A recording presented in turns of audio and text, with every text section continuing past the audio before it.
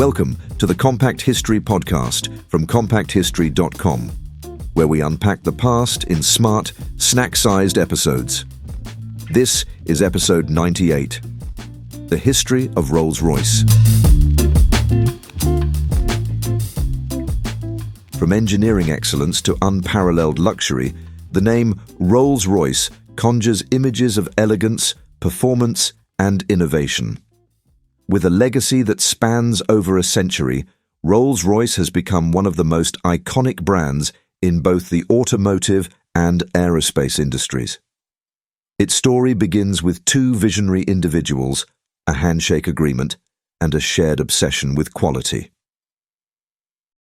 The story of Rolls-Royce begins with two men, Charles Rolls and Henry Royce.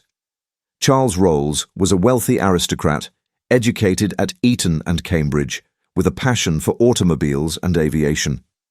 He ran one of Britain's first car dealerships, importing French vehicles to satisfy the growing upper-class appetite for motorized transport. Henry Royce, in contrast, was a self-made engineer. Coming from humble beginnings, he had built a successful electrical and mechanical business and had a reputation for precision and quality. In 1904, the two men were introduced by a mutual acquaintance. Royce had recently built his own motor car, a quiet, reliable, and finely crafted machine that stood out in an era when automobiles were often temperamental and prone to breakdowns. Rolls was instantly impressed and agreed to sell all the cars Royce could build. This partnership led to the formation of Rolls-Royce Limited in 1906. Their shared vision was simple yet revolutionary: to build the best car in the world. In 1907, Rolls-Royce introduced the Silver Ghost, a car that would become legendary for its engineering and reliability. A six-cylinder engine powered it and was remarkably smooth and quiet for its time, earning the nickname the best car in the world. The Silver Ghost wasn't just about performance. It embodied a level of craftsmanship and attention to detail that set it apart from competitors.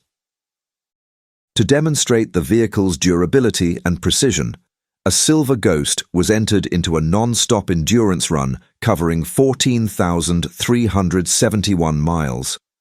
The car performed flawlessly, cementing the brand's reputation for dependability. This achievement was particularly significant in an era when mechanical issues and unreliable performance still plagued many cars. The success of the Silver Ghost transformed Rolls-Royce into a household name, especially among the wealthy elite. The vehicle's refined appearance and exceptional ride quality made it a symbol of status and sophistication. Royalty, industrial magnates, and celebrities flocked to own one. The car was assembled with painstaking care, with many parts made and fitted by hand. This dominance in the luxury automobile market enabled Rolls-Royce to establish a brand image of elegance and technical perfection. As production increased and global demand grew, the company began expanding its manufacturing capabilities and investing in new technologies. Tragically, Charles Rolls died in a flying accident in 1910 at the age of 32, becoming the first Briton to die in a powered aircraft crash. However, despite his untimely death, the company continued to thrive under Henry Royce's technical leadership. During World War I, Rolls-Royce shifted its focus to aircraft engines to support the British war effort. In 1915, it introduced the Eagle engine, which powered several Allied aircraft, including the Vickers Vimy, which completed the first non-stop transatlantic flight in 1919. This foray into aviation marked a pivotal shift for Rolls-Royce, laying the groundwork for what would become a dominant presence in the aerospace industry. The company continued to develop high-performance engines during the interwar period, including the Kestrel and later the iconic Merlin. By the 1930s, the threat of global conflict was rising, and air power was becoming a crucial element of national defense. Rolls-Royce had already been supplying aero engines since World War I, but its crowning achievement came with the development of the Merlin engine. The Merlin, a liquid-cooled V12 piston engine, was first run in 1933 and entered production in 1936. It became one of the most successful aircraft engines of World War II. Powering legendary aircraft like the Supermarine Spitfire, Hawker Hurricane, de Havilland Mosquito, and the American P-51 Mustang, the Merlin was a linchpin in the Allied war effort. Its performance, reliability, and adaptability gave Allied pilots a crucial edge in aerial combat. Rolls-Royce dramatically expanded its production capacity during the war. The British government funded new shadow factories to ensure that the Merlin could be produced in vast numbers. By the end of the war, more than 160,000 Merlin engines had been built. The Merlin's role in securing air superiority cannot be overstated, and it cemented Rolls-Royce's status as a critical player in military aviation. The company's engineering expertise and ability to scale production under pressure earned it a place in wartime legend. After the war, Rolls-Royce faced the dual challenge of maintaining its legacy in luxury cars while also adapting to the rapidly evolving world of aviation. The post-war economic climate was challenging, but the company recognized that the future of flight lay in jet propulsion. It began work on jet engines, building on knowledge acquired during the war. In 1944, Rolls-Royce introduced the Welland, the first jet engine to power a British aircraft, the Gloucester Meteor. This marked the company's official entry into the jet age. It was soon followed by the Derwent and the Nene, with 55 of the latter being sold to the Soviet Union, where it became the VK-1, which was fitted to the MiG-15 fighter jet. These engines established Rolls-Royce as a leading player in the new world of jet propulsion.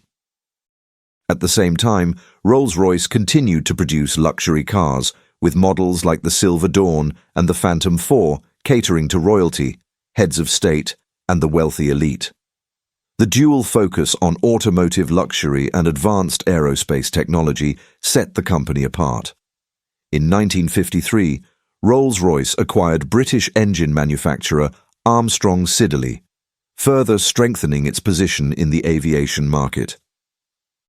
The company's jet engine division rapidly expanded, developing engines for both military and civilian aircraft. The Conway, introduced in the 1950s, was the first turbofan engine to enter service, used in the Boeing 707 and other early jetliners. Rolls-Royce's ability to innovate in both fields, on the road and in the air, was unmatched. By the 1960s, Rolls-Royce had become a key supplier for the growing commercial aviation industry. The company's RB211 engine, developed in the late 1960s, was a major technological leap, though its development would lead to serious financial problems. But during this post-war period, the company was widely admired for its technical excellence and international reach. Despite its storied reputation, Rolls-Royce faced significant challenges in the 1970s.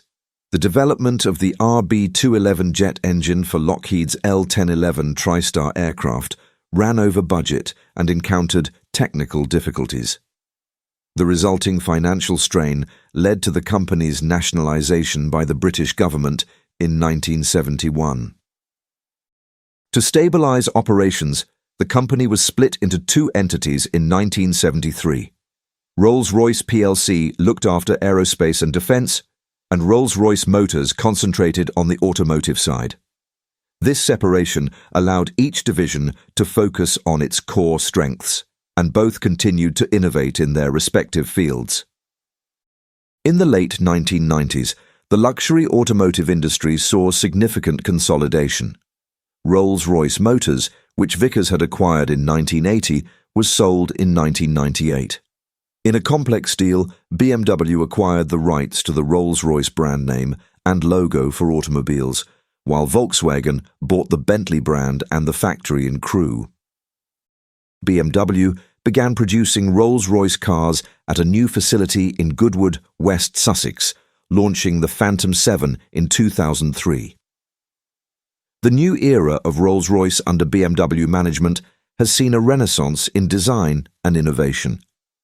With models like the Ghost, Wraith, Dawn, and the all-electric Spectre, the brand continues to symbolize automotive luxury and craftsmanship. Meanwhile, Rolls-Royce plc has remained at the forefront of aerospace technology. It is one of the big three jet engine manufacturers globally, alongside General Electric and Pratt & Whitney. The company produces engines for commercial aircraft, military jets, and even maritime and nuclear propulsion systems. Rolls-Royce has also invested heavily in sustainable aviation technologies, including hybrid electric and hydrogen propulsion systems. Its Trent engine family powers some of the most advanced long-haul aircraft in the world, including the Boeing 787 Dreamliner and Airbus A350. Few brands enjoy the cultural cachet of Rolls-Royce. The name has become a byword for excellence in all domains. Whether referring to watches, yachts, or even vacuum cleaners, the phrase, "the Rolls-Royce of," implies unmatched quality and prestige. Rolls-Royce cars are still custom-built to the specifications of their buyers, often featuring personalized paint, embroidery, and even starlit headliners. The brand remains synonymous with quiet power, timeless elegance, and uncompromising standards.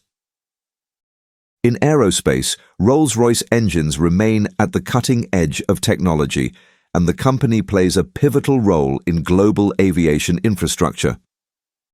From its beginnings as a handshake between a pioneering engineer and a motoring enthusiast, Rolls-Royce has become an enduring symbol of precision, luxury, and innovation. Its contributions to both road and sky have not only shaped the industries it operates in, but also captured the world's imagination. Whether crafting bespoke automobiles or engineering the engines that power global flight, Rolls-Royce continues to define what it means to be the best.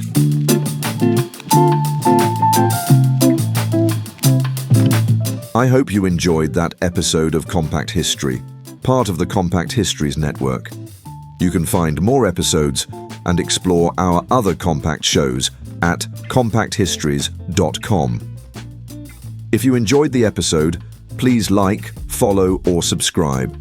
And if you'd like to support the show more directly, why not consider buying us a coffee at compacthistories.com/historycoffee. Thanks for listening, and I'll see you next time.